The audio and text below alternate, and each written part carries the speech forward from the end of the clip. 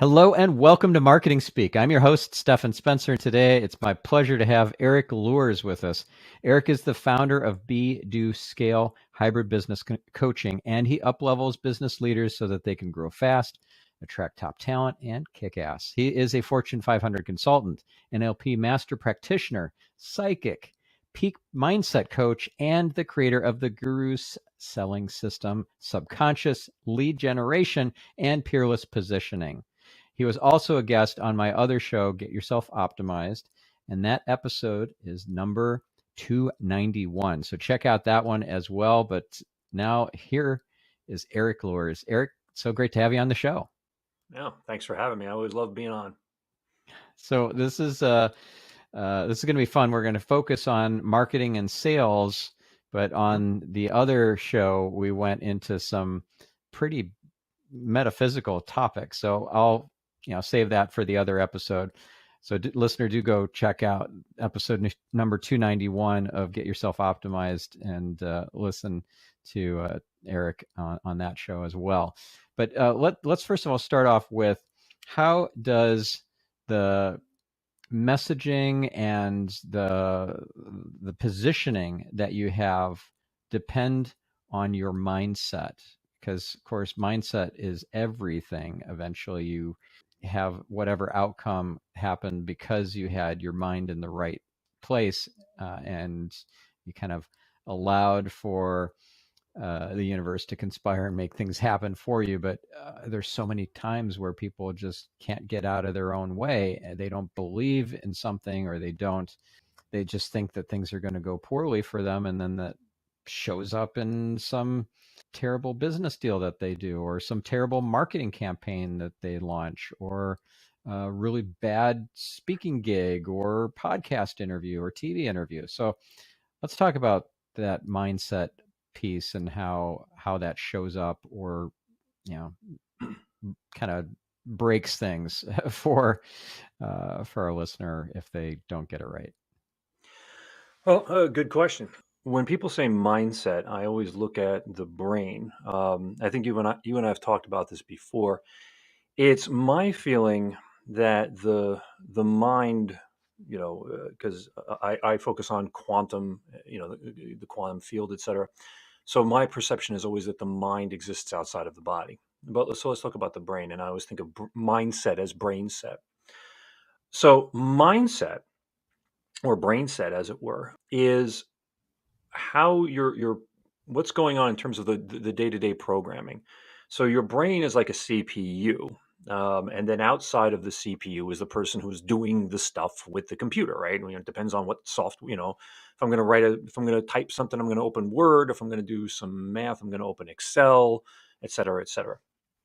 And so what software you open determines what's running. But the person, the controlling the computer, the entering stuff, the programmer, whatever you want to call it, they have the ability to change the software. So that's a different conversation. But basically, you, the higher you, has the ability to help, the physical you. So when you're working though from the CPU or the brain, you're working with the software that you're working, with the program that's in there and all of its little quirks and all of its little issues. So that's all. It all comes back to who you're being at the moment. And that really is like, okay, if I'm being a bigger and bigger version of myself, then I can achieve bigger and bigger things.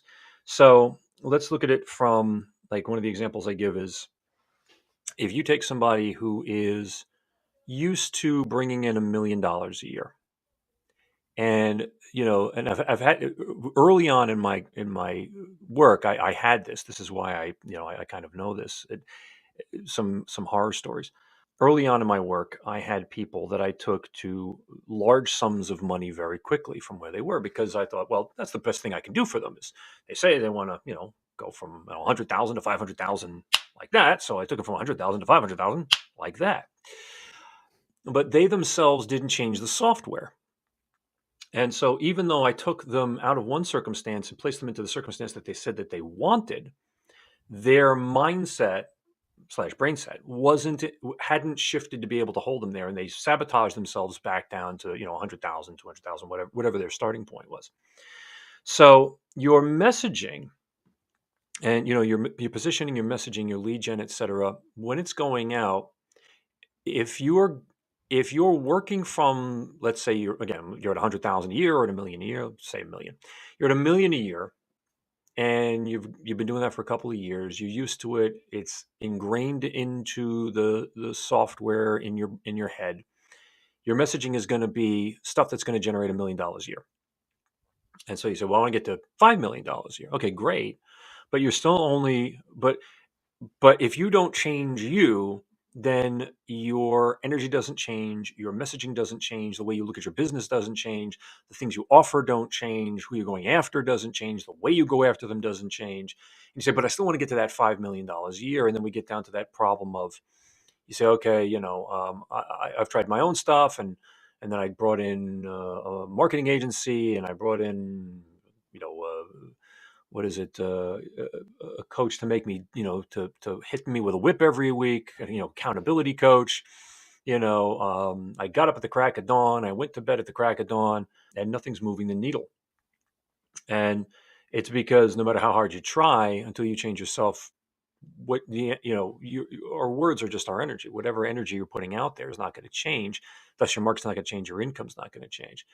So if you're sitting there and you're saying, okay, I have the same brain set as I did yesterday, and I keep banging my head against the wall because nothing's changing, then you have to do some work on yourself. You have to, start working on changing your brain set.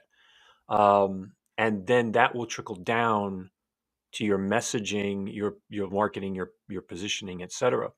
Too many people want they want to do it in reverse mechanically. They want to hire an agency, and they want to get that agency to take them, say, okay, you figure out how to market me, and you figure out what to say. And it sounds nice, but you get right back to where I was early on. Okay, great. I brought in this agency. I paid them X amount of dollars.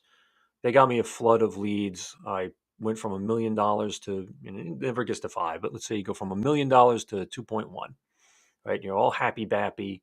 And then it's like, wow, this year we were great and whatever. And next year's projection is $3 million. And next year you come in at 957,000. And you're like, what the hell happened? So, well, because you had this artificial bump and you sabotaged yourself, and even you could even keep the marketing agency, but you'll do things, right? You'll fall behind on deliveries. You'll have a fight with a client, whatever it is, you will subconsciously sabotage yourself down. So that's trying to do it, having somebody else do it for you. But when you change yourself, you change your brain set and your mindset, then all of a sudden, that you who you view yourself as, because you raise yourself up, the way that you look at your business changes. And because the way you look at your business changes, you can't help but linguistically change how you describe yourself. You can't help but change the way you energetically express yourself.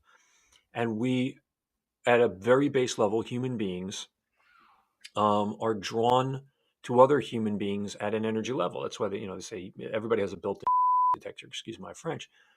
It's because we have a built-in energy connection to each other. And so really, and I apologize if I'm waxing poetic here, but like, as you can see, I can go forever about this. But one last thought on this point. I was realizing the other day, rapport. A lot of people say, I want to build my rapport skills, right? Because I want to sell more. I want to be able to, build faster rapport and whatever. Rapport is all about energy. So if you want to increase the amount of sales and leads that you're getting, the easiest thing to do is to increase the amount of energy that you are emitting, and that's based on how happy you feel about yourself, your business, your potential, etc. So that's, rapport is really just vibration. It's really just, I feel comfortable, I feel compelled to you. So when you raise your vibration, just like a adding from a 100-watt light to a 1,000-watt light, poof, you're going to light up a bigger area. Same thing here. It's just sometimes it plays out in your messaging, sometimes your sales pitch directly, et cetera, et cetera. Yeah. Yeah. So get into a higher vibration before you get on a sales call, or of course, when you're going to be on stage or on a virtual stage, manage that energy, get it really humming. Yeah, certainly in the moment and overall. The way you get up in the morning, the way you program yourself on a moment to moment basis, because there's the momentary like psyching yourself up before something, and that's good. But then you're kind of living like boom, boom, boom, boom, up and down, up and down, up and down. But if you can get to the point where you say, okay, and this is a lot of the work that I do is helping people change how they feel about themselves, about the world, and their life, their business, etc. If you can change how you are being, is the only way to describe it, then all of a sudden you don't have to psych yourself up because you can't wait to run onto that stage and talk to people. You can't wait to have that phone call. You can't wait to write that next message. You can't wait to do the next interview, whatever it is. If you're passionate about your business, then it's easy to get more and more excited about it. Yeah. Yeah. If you, let's say, have a particular breathing exercise or something that you do before you get on stage or before you get on a sales call or a podcast interview, just to get into a peak state of energy, Mhm. it's much better to not only do that as a one-off, but to do it as part of your daily ritual. To in the morning, do this particular breathing exercise and make it more, who you are in regular life, right? Well, definitely. I mean, I'm sure you have, but I've also studied a lot of successful people. And I tend to study who I consider to be happy, successful people. Richard Branson is one of my idols. Oprah Winfrey. Like I can respect Bill Gates's wealth, but his methodologies I might question. You know what I mean? So there's billionaires that I like what they do, and there's billionaires where I'm like, okay, I respect your wealth, and we'll leave it at that. But Yeah. if you look at highly successful people, and you look at the people who are happy and running the fast growth 500 or whatever, these people every day they have a morning routine, and every single one of them will always say basically the same thing. I take my morning for myself. I get up, I do my exercise or my meditation, I do my journaling, I do fill in the blank. They have various methodologies, modalities that they use, and that's to get themselves into a peak state. They also say it's the most creative time of the day. I'm the same way. you know, right? I get up in the morning, use the bathroom, and then I come straight into my office here.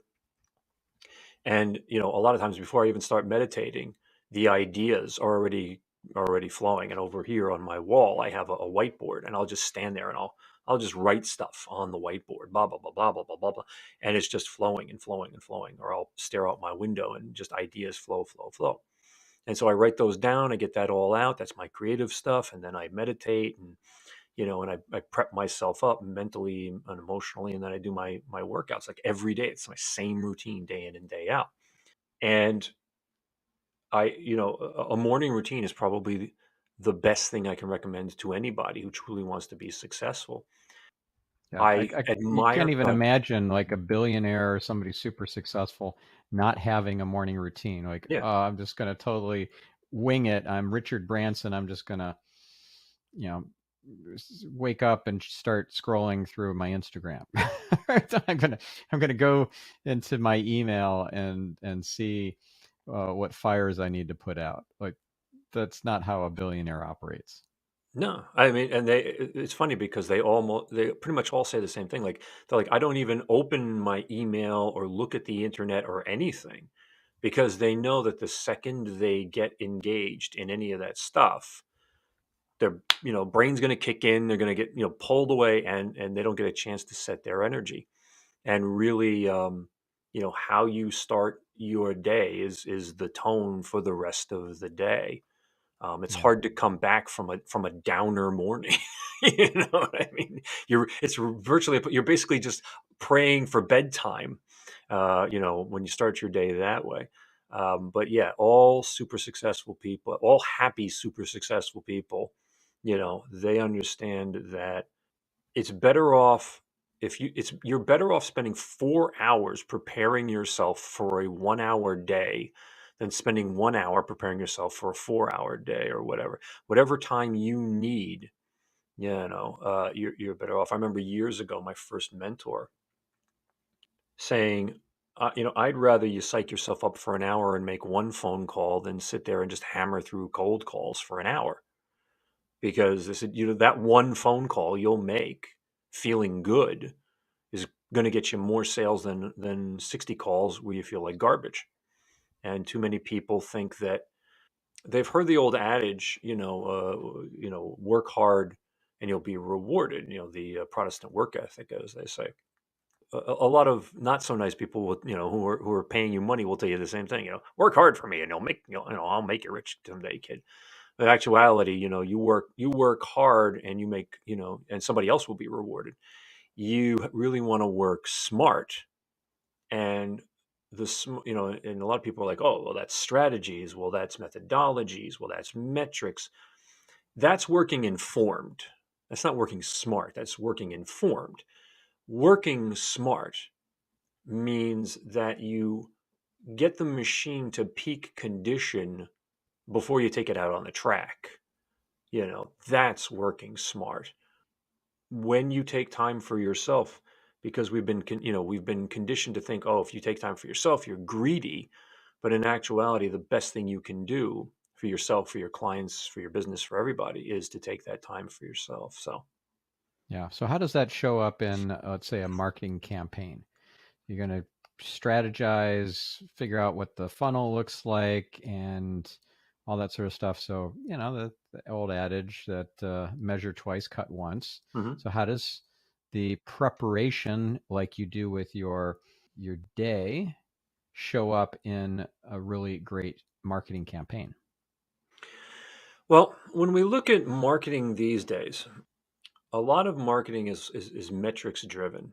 They're like, oh, okay, this, we're this funnel that you talk to an agency, this funnel that we've been using for these various companies produces X% of poll, et cetera, et cetera. And that's nice. And again, that's looking for somebody else to sort of be the driver behind your growth. When you, for lack of a better term, increase your beingness or become the next version of yourself, the bigger version of yourself. You go from the 1 million to the $5 million version of yourself. You will change how you articulate what you do. You cannot help but see what you do in a different light. You cannot help but articulate it differently. You cannot help but see new ways of describing it. You cannot help but get a closer rapport with your audience. I think the more you love, enjoy, empowered by what you do, the more you can resonate with the people who need it most and are the easiest to convert. And all of a sudden, your languaging changes. When you're struggling, all of a sudden, you end up looking around and saying, okay, what is everybody else saying? I'm going to say some version of that. And, because they do it and they pull X amount, and we'll say that, blah, blah, blah, and we come back to metrics.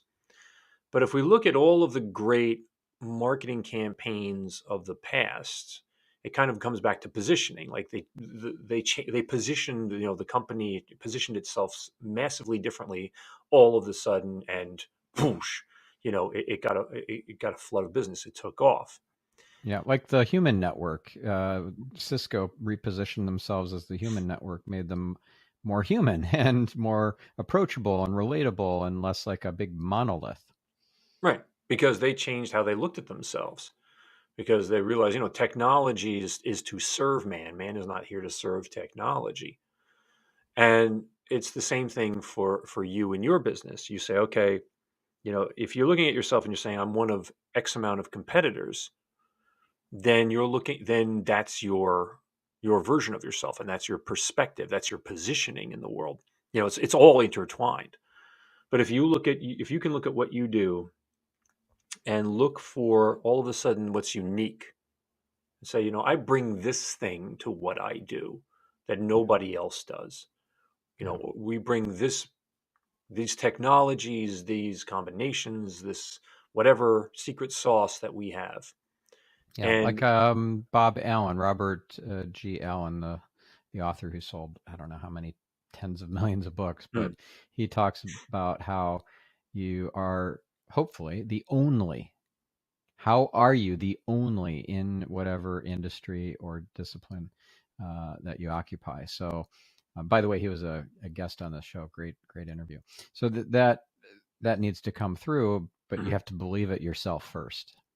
So Oh the yeah, beingness shows up in the marketing after you believe it yourself, after you've been convinced. It's not even convincing, it's more like just the knowing. Like, I know that I'm worthy. I know that I'm special. Like, I have a role to play that no one else can in this world at this time. right. And your business, and so when I speak, I'm speaking to people who are the owner, builder, founder, energy behind their business. This isn't really to corporate folks. Corporate is a completely different animal, or large corporate, I should say. But yeah, when you are the engine behind your business, your energy is the driving energy.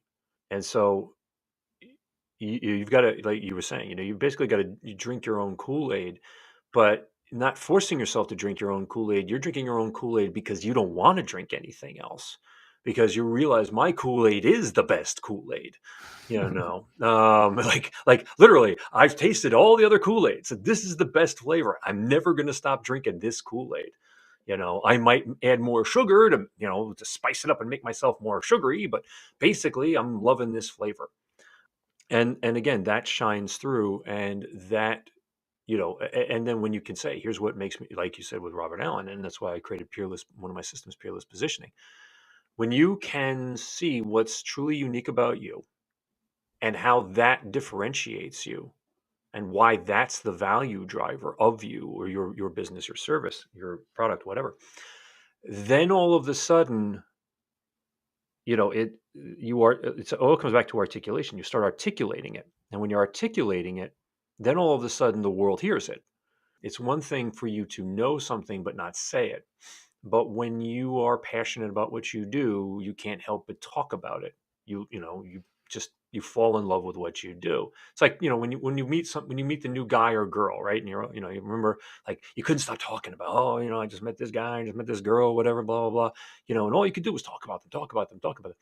Imagine having that kind of passion about your business ongoing, because you as a person are growing, and you're seeing new aspects of your business, and it's like, okay, boom boom boom. So a lot of the work that I do with my clients is to keep them in that sort of expansive energy. Just today, this morning, I was working with one of my clients, and she's building a new software, or a new social media site. And she was saying, okay, yeah, and we've got to figure out how to do these pieces and code these things, and da, da, da, da. And I said to her, I said, as you're talking, I can feel your energy. Your energy is big and bold, and you keep smacking into details, and your energy goes woo. I'm like, you are not the detail person. Your energy is the creative, communicative, visionary. And if you try to change who you are and try to do things you're not good at, and try to be something to your business you shouldn't be, you're harming yourself, and you're going to harm your business. And so, you know, spent half the session basically explaining to her how to bring on team members for little or no money. But it was also, a case of, I said to her, I said, we've got to keep your energy focused here on what's the next big thing, the next big part, the next expansion. Who do I talk to next? How do I get? And her energy went back up during the session. And same thing for you. You got to look at yourself. What's your best energy? If you've created your business, you're the visionary for your business.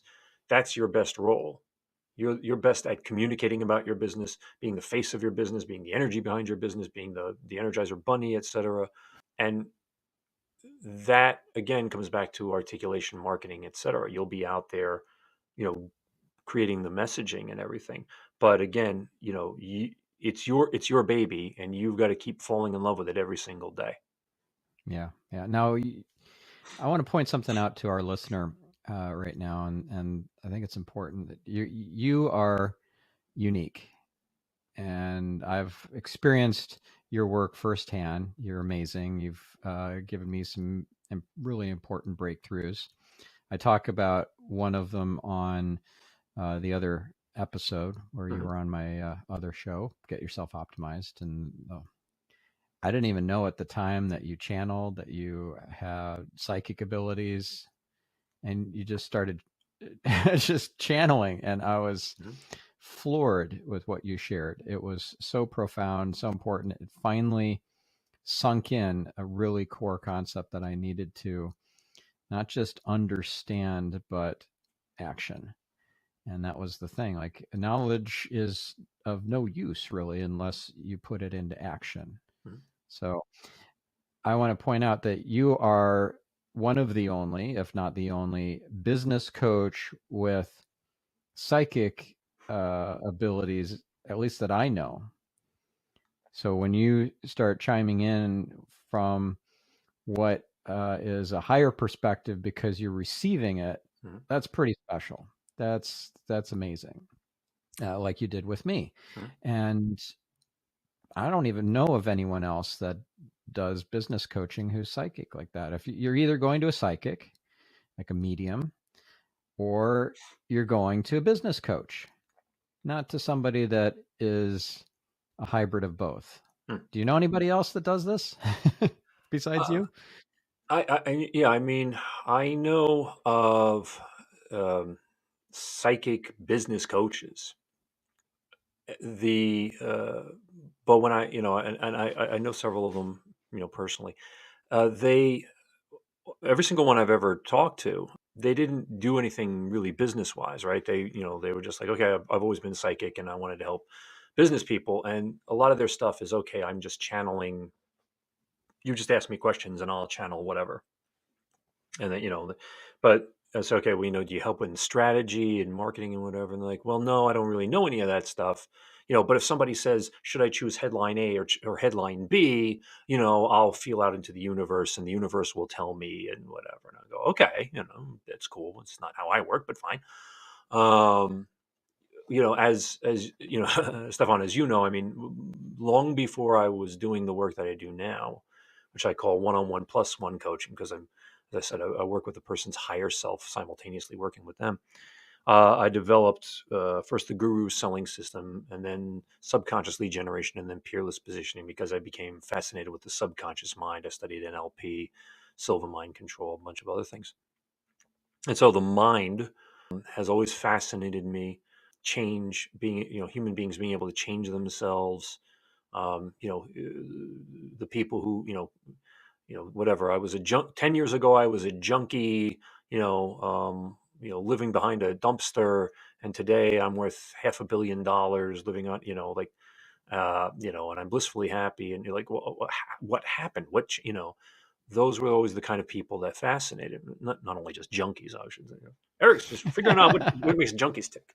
No, but that kind of transformation fascinated me, and I spent a decade doing that kind of work in corporate America, just at the subconscious level, right? Just at messaging, positioning, marketing. That was my skill and my expertise. Um, and I looked at the clients, like again, my best client to date was taking 150,000 pipeline to 10 million in 8 weeks. And I like to say, for years, I like to think, oh, I was really great in terms of messaging and positioning and strategy and stuff. And I think my stuff's pretty good. I'll put it up against pretty much anybody else's stuff. But I realized that it was the person changing, that client and the other miracle clients I've had, they up the version of themselves. They went from 1.0 to 2.0 to 3.0 to 4.0 very quickly. That was what facilitated the miracle. I've had other clients where I've given them what I would consider, level 10 strategies and messaging and the position. Like I gave them everything they needed to plug in, and everything went flat. And I said the reason that happened was because they themselves didn't change. And that's why I stopped working with corporate America, because it was like I'm giving this, I'm busting, excuse my French, putting together what I think is magic, and it, whatever, they get a little bump here, a little bump there, or they get nothing, and what. So that's why I really like working with, the small business owner, founder, et cetera, is because that person is the driving energy. So it's not just the messaging and the positioning and whatever, it's the person behind it. And the psychic piece that, I bring to it now, this realization that I'm communicating with the higher self of my client at the same time. Ultimately, when you're upping your versions per se, all you're really doing is trying to get as close to your higher self as possible. That's all you're really doing. And I just act as a bridge. But I'm getting stuff from the higher self. It's given me, questions, statements, images, whatever. But the good news is that it filters through the strategies, a decade and a half of creating, massive amounts of strategies at the same time. So half the time that, I'll say to people, okay, half of this is what I'm picking up, and the other half of this is just a strategy that's being pulled out of my brain at the same time, and blah, blah, blah, blah, blah, blah, blah, and they'll go, oh my God, okay, yeah, because I Yeah, realize I it's an have to say, amalgamation. right. It's I have to say something about this is going to affect your way that you look at, doing family stuff at the same time as it's going to affect this piece of your business. And so I have to talk you through one to make you understand the other, et cetera. But that's, again, it's their higher self making me do both of these things. mm. And when you say higher self, for somebody who's listening to this and is not familiar with that concept, Hmm. which can also be known as the light self or as the light avatar or the oversoul, like how do you describe to somebody who's not that new age or spiritual even, what you're doing? Well, I say to most people, I say, if you believe in any form of religion, you believe in what I'm talking about. A lot of people are brought up, being taught that there is a God or Allah or Buddha or, Krishna or whatever. We perfunctorily believe that there's something bigger. Now, yes, are there atheists out there? Sure. And I respect that too. Um, but even if you're an atheist, quantum physics exists, and it's provable, and at the quantum level, it's been shown. Einstein theorized it, and it's been proven that the observer of an occurrence affects the occurrence. An observer of an event affects the event. So that means that in some way, shape, or form, you are interconnected to that which you're focused upon. So I Yeah, and ascribe then that. and a quick example of Sure. that would be like Dr. Joe Dispenza explaining to an audience of people that a random number generator is actually affected by someone trying to affect the outcomes.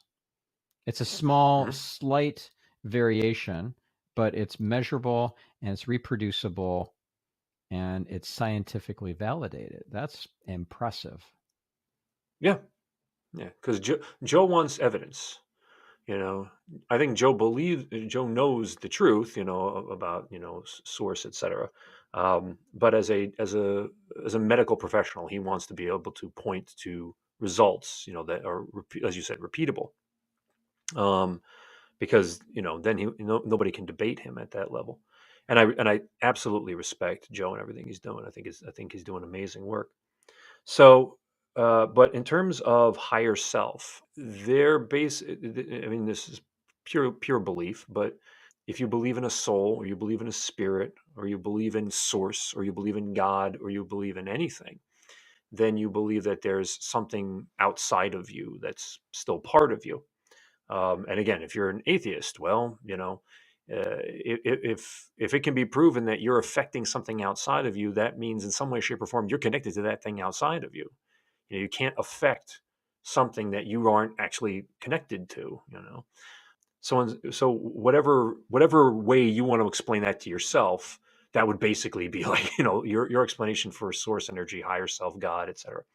When I'm working at that, I'm not speaking in tongues, and I can't tell you tomorrow's lotto numbers, and no, I'm not going to talk to your dead grandmother. It's a case of Can you talk to when I someone's was dead grandmother? when I was a little tiny kid. Yes, I trust me. When I was a small child, yes, I talked to a few dead people, and I saw things I didn't want to see, and thankfully around the age of 5 that stopped, and I thought that was it. I figured, okay, none of this stuff will ever come back, and thankfully it hasn't. But in some way, shape, or form, I Why do you guess, say thankfully? Like I because you went didn't see 50 what I years saw, man. without. It was like something out Okay, of all a right. freaking the Fair. poltergeist had nothing on some of the stuff I saw. Okay, um fair point. I mean, I I haven't seen anything terrifying, but Oh, that's all so, I saw. Oh, my entire childhood was like a bad 70s horror movie. and if our listeners intrigued to hear more about that, they can go check out the other interview that we did Go on check out Get the other. Yourself Optimized. Um, but for this work, it's basically like your higher self is always trying to give you the answer. When we're born, we are born pure potentiality. We have no conditioning. We have no instructions. We have nothing. Nothing's been programmed into us. It is our parents and our religious leaders and our teachers and our friends and our family members and et cetera, it's television and everything, that lovingly train us into becoming who we become. They think, oh, okay, I'm preparing you for life. And really what it is I'm conditioning you to be a cog in a machine, unfortunately. And your higher self is your pure self. It's the part of you, that in my perception, a very small part of us comes into physical form. And again, at the quantum level, physical form, only when energy slows down a lot does it actually take on slow enough to actually to come into what we would call matter or physical form. So your Right, it's highest very energy, dense. You're very you, dense, you're right? y- you as the full expression of who you are as a soul is very light, and it's all energy, and then this dense physical form of matter is a almost like a shadow of who you truly are. Yeah. It's like the movie Avatar, where there's somebody in the pod who's operating the the blue guy on the planet, and the blue guy on the planet is actually us, and how we associate ourselves with the rest of the world and our experience. Like, a lot of us think of our body as who we are, Mhm. but we occupy a body. We have a body. We are not our body. We are not our thoughts. We're not our mind. We're not our brain. We have a brain. We have thoughts. We receive thoughts more than we actually conjure them up. Like we're a radio or a FM antenna. We're not coming up with all this stuff on our own. And I didn't know this for the majority of my life. I didn't know this. Mhm. So yeah, it's pretty wild and has far-reaching implications. And once you start tuning into what your higher self, that full expression of who you are across all lifetimes, across all dimensions, across everything, is now weighing in on your choices in life and in business because you're finally listening. That's profound. Yeah. And I know a lot of people are sitting out there, um, and I always say, at the end of the day, everybody says to me, "Okay, great, but how does this get me more money?" And I absolutely respect that. And basically, what it comes down to is if you want more sales, let's put this in the most general terms. If you want more money, it means you need more sales. If you want more sales, it means you need more of the better qualified leads to show up. If you want more of the better qualified leads to show up, it means your marketing has to be more effective. In order for your marketing to be more effective, it means you have to be positioned well in the marketplace. In order for you to be positioned well in the marketplace, that means that you have to have a brand that has these unique positioning aspects about it. And if you want to have a unique business, that means that your business has to have an approach to the market that nobody else has. It has to be an individual, just like a human being. It has to have its own fingerprints, like nobody else's. Which means ultimately that your business is like an entity, and it might be one employee, it might be 100 employees, whatever it is. But that entity, just like you have your own people. If you say your character is like this, and like when you're trying to describe a friend to somebody else, you say, "Oh yeah, he's like X, Y, and Z," or he's kind of a mix of this or a mix of that, or he's really fun, or he's whatever. That's the character of your business. That's the energy of your business, the vibe of your business. And so ultimately, that vibe of your business comes from you.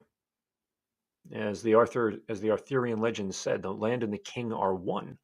So however you're being, ultimately your business is being that. Your business can only grow to the extent that you do. So the bigger a beingness that you have, the more the taking yourself energetically from the $1 million version of yourself to the $5 million version of yourself first, energetically, not saying I'm waiting for $5 million to show up in the bank and then I'll call myself. That's waiting for the world to do it for you. That's putting that's putting the cart before the horse.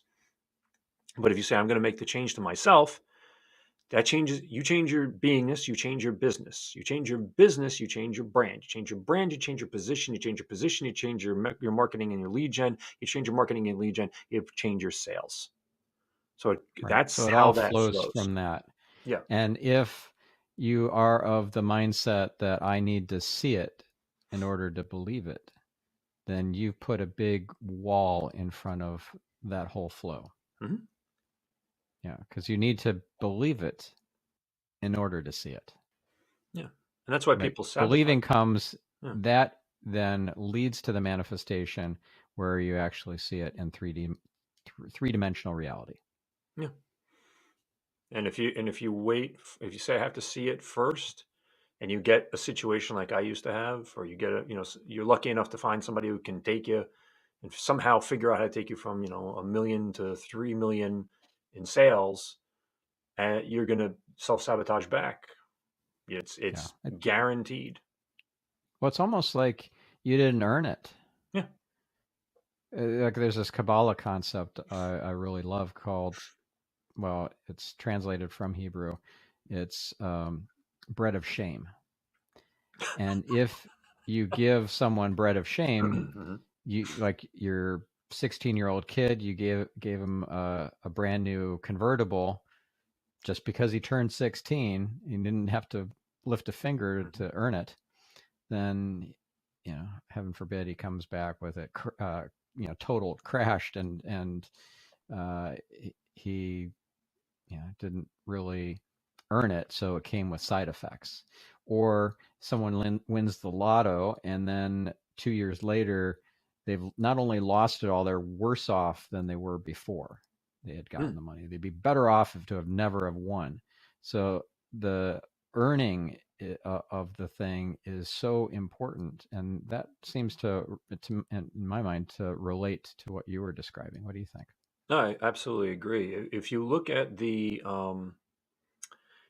percentage of people who won the lottery and then within 5 years had to declare bankruptcy, it's actually larger than the average amount of people who declare bankruptcy per year per capita. So that's an excellent example of yeah. If it it's you sit there and you dream about having it happen. And I know, because for forever, I mean, that was the same way. I lived, it was like, oh, okay, I'll figure out the strategy for this and the strategy for that and blah blah blah blah. And I never seemed to get where I wanted to go. And it wasn't until I sat down and said, okay, who the hell am I being today? Who am I being right now? I'm about to sit down and write an email, to my subscribers, and if I was writing it and it was like, oh, I'm going to write it to get them to a squeeze page, to get them to a this, to get them to a that. Okay, great. And I realized that, generic garbage junk came out of me. But when I sat down and I said, okay, who do I want to be now? I'm sitting down here and I'm, whatever, a $1 million version of myself. Well, I was $1 million version of myself last year, and I was $1 million version of myself the year before, which means I'm about to write $1 million version copy, which means I ain't getting any closer to that 5 million I want. So when I started figuring out the methodologies to actually help myself get in contact with, energetically and emotionally feel like the $5 million version of myself, then all of a sudden it was like, boom, I started saying, like all of a sudden I couldn't write the copy I was about to write. And all of a sudden I went back and I said, wait a minute, I can't even, I have to describe what I do differently. I have to describe who I am differently. I have to describe what I do different. I have to describe who wait a minute, I'm excuse my French, I'm after the wrong target market. That was an epiphany day. The day I realized I was that I could easily attract, I had a huge following of low ticket people who loved me to death. I could sell low ticket stuff all day long, but those weren't the people that I could best serve. And when I realized that, and all of a sudden I said, okay, here's who I can best serve. And by best serving them, they can best serve the people that I used to serve. And I'm up leveling myself. Now all of a sudden, bang, my perspective changed. I'm like, okay, now that my market's changed, well, wait a minute, what I offer has to change, which means my business structure has to change somewhat. And you see, it's like, okay, being this affected my business. And then all of a sudden, well, now that my offering changed, well, wait a minute, then my brand promise and what I'm doing with my brand and all that, my vision and values, et cetera, that's changed also. And so there was all Yeah, these it's a adjustments. cascade. Yeah, it's a cascade, you know. Yeah, But if very you're cool. yeah, if you're looking for the bottom up, it ain't gonna happen. Right. And if you don't earn it, not just in the aspect of putting in the hard yards, but also in the beingness and the belief, the faith, the trust, you put a huge wall in front of all the abundance that is yours by divine right. Yep. Yeah. Well, amazing. So if our listener or viewer wants to work with you, hire you as their business coach, go through the subconscious lead generation system, the Peerless Positioning system, or the Guru's selling system, what do they do next? Well, I always love to talk to people. I never pitch straight out. I always like to, say, okay, I want to get to know you and see if I can even help you. If I can't help you, I'll be the first one to tell you I can't help you. You should go talk to this person or go use this service or whatever. And Stephan, you and I are members of the same. We have a treasure trove of very qualified people who do all sorts of things that we're not that good at. So we happily help people, tell people when we can help them.